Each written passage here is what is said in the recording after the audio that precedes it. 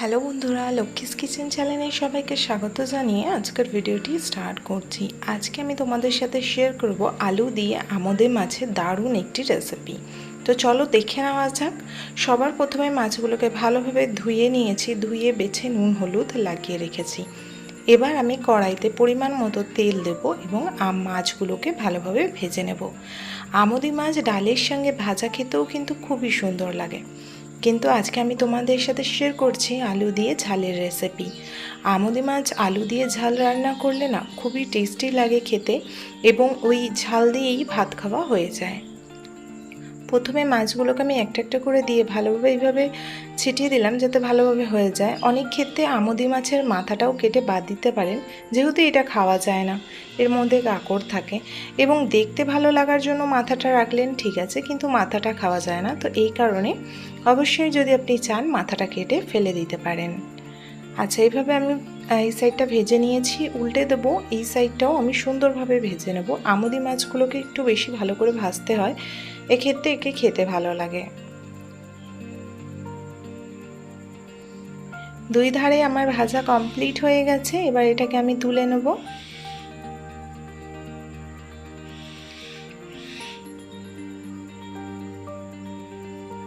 খুব সুন্দরভাবে ভাজা হয়ে গিয়েছে। এই মাছ এমনি ভাজা খেতেই অনেক ভালো লাগে, কিন্তু আপনার মনে হচ্ছে যে একটু মাছের ঝাল করবেন, তার সঙ্গে আবার ডাল মাছ ভাজা না করে আপনি কিন্তু এইভাবে কিন্তু আলু দিয়েও খুব সুন্দর রেসিপি হয়, এইভাবে তৈরি করে নিতে পারেন।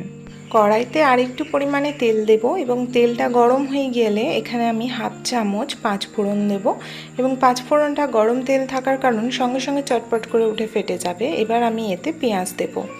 এখানে আমি পেঁয়াজ দিয়েছি মিডিয়াম সাইজের 2টি পেঁয়াজ কুচিয়ে দিয়েছি। ধরতে গেলে যে আমি পেঁয়াজগুলো এখানে ইউজ করছি একদমই গুঁড়ি গুঁড়ি পেঁয়াজগুলো। আপনি যদি পেঁয়াজ মিডিয়াম সাইজের ইউজ করেন বা বড় সাইজের ইউজ করেন, সেক্ষেত্রে আপনি পরিমাণ মতো নিয়ে নেবেন। পেঁয়াজগুলোকেও খুব সুন্দরভাবে আমরা ভেজে নেব। গ্যাসের ফ্লেম লো রেখেছি, লো রেখে সুন্দরভাবে পেঁয়াজগুলোকে একটু কালার আসা অবধি ওয়েট করব, যাতে পেঁয়াজগুলো হালকা একটু ব্রাউন ব্রাউন হয়ে যায়। এবং যখন পেঁয়াজটা একটু ব্রাউন ব্রাউন হওয়া স্টার্টই করবে, সেই সময় আমরা এখানে আলু তুলে দেব। এখানে আলু আমি আগে থেকেই ভালোভাবে ধুয়ে বেছে আর কেটে রেখেছি সরু সরু করে। বেশি সরুও দেব না, নর্মালি সাইজের যেভাবে মাছের ঝোলে দেয় সেভাবেই দেব। তো আগে আমি ভালোভাবে আলুর ঝোলটাকে ভালোভাবে ফুটিয়ে নেব, তারপরে মাছ দেবো। এক্ষেত্রে মাছ একদমই ভ্যাতে হবে না, আলুগুলো সুন্দরভাবে আপনাদের সেদ্ধ হয়ে যাবে। আচ্ছা, এবার আলু পেঁয়াজ একসাথে খুব সুন্দরভাবে নাড়াচাড়া করব। এখন কোনো নুন হলুদ আমি দিচ্ছি না, যাতে আলুটা খুব সুন্দরভাবে ব্রাউন হয়ে যায়। আলুর কালারটা খুব সুন্দরভাবে চলে আসলে তারপরে আমরা পরিমাণ মতো নুন হলুদ দেব এবং মশলা দেব। আমোদি মাছের অনেক রকমের রেসিপি হয়, আমি আস্তে আস্তে আমোদি মাছের অনেক রকমের রেসিপি আপনাদের সাথে শেয়ার করব। যেহেতু আজকে বাড়িতে আমোদি মাছ আনা হয়েছিল, তা আমি ভাবলাম আলু দিয়ে আজকে ঝোল খেতে আমার মন করছে, তাহলে এই রেসিপিটা কেন না আমি আপনাদের সাথে শেয়ার করে দিই। আচ্ছা, এখানে আমি 3 চামচ আদা রসুনের পেস্ট দেব, যেহেতু আলুর দেখছেন ব্রাউন ব্রাউন হয়ে গেছে। তো এবার আমি এতে দিয়ে দিলাম আদা রসুনের পেস্ট। এবার সাথে সাথে আমরা দেব নুন আর হলুদ, পরিমাণ মতো নুন দেব এবং 1 চামচ হলুদ গুঁড়ো দেব। ভালোভাবে নাড়াচাড়া করে এতে আমরা দিয়ে দেব রেড কাশ্মীরি চিলি পাউডার, যেটি সম্পূর্ণ কালারের জন্য। যেহেতু আমরা কাঁচা লঙ্কার ঝাল খেয়ে থাকি, সে যে কোনোই তরকারিতে হোক না কেন, কিন্তু মাছ মাংস ডিমে একটু কালার না হলে দেখতে বেশ ভালো লাগে না। তাই রেড কাশ্মীরি চিলি পাউডার একটুখানি ছিটিয়ে দিলেই হাফ চামচের মতো কালারটা খুব সুন্দর চলে আসে। হলুদ হলুদ সাদা সাদা যে ভাবটা সেটা আর থাকে না, একটা সুন্দর কালার চলে আসে কিন্তু। আচ্ছা, পরিমাণ মতো কাঁচা লঙ্কা দিয়ে দিলাম। যে যেমন ঝাল পছন্দ করেন সে ঠিক সেইভাবেই ঝাল দিয়ে দেবেন।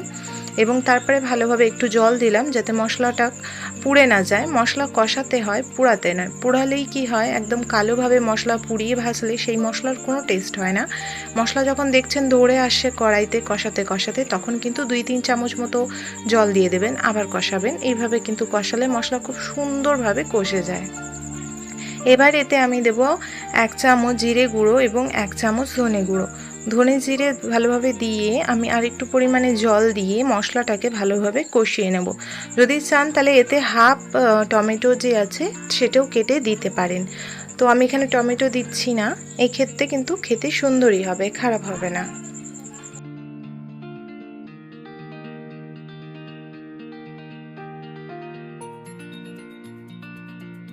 ঝোলটা শুকিয়ে গিয়েছে। এবার আমি এটাকে ভালোভাবে নাড়াচাড়া করব আর তারপরে আরেকটুখানি কষিয়ে এতে আমি জল ঢেলে দেব।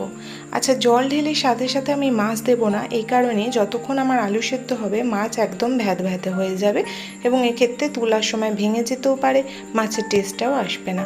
তো এই ক্ষেত্রে আমি প্রথমে জল দিচ্ছি। জল আমি এমন দেবো যাতে মাখা চোখা হয়, কিন্তু পরে কিন্তু ঝোল আরও শুকিয়ে যায়। তো এক্ষেত্রে একটু ঝোল ঝোল নামালেই বেশ ভালো হয়। তো আমার ভাজতে ভাজতেই আলু অনেকটা সেদ্ধ হয়ে গিয়েছে এবং একটুখানি ফোটার ওয়েট করব।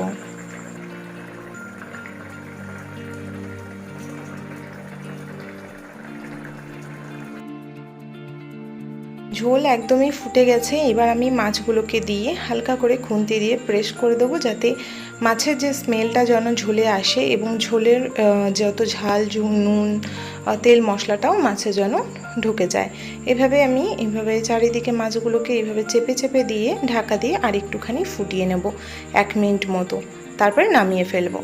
দেখুন ঝোল একদম শুকিয়ে গেছে। আশা করি আজকের ভিডিওটি আপনাদের ভালো লেগেছে। যদি ভালো লেগে থাকে অবশ্যই লাইক করবেন। চ্যানেলে নতুন বন্ধু হলে অবশ্যই চ্যানেলটিকে সাবস্ক্রাইব করবেন। দেখা হবে পরের ভিডিওতে। Bye bye all, take care.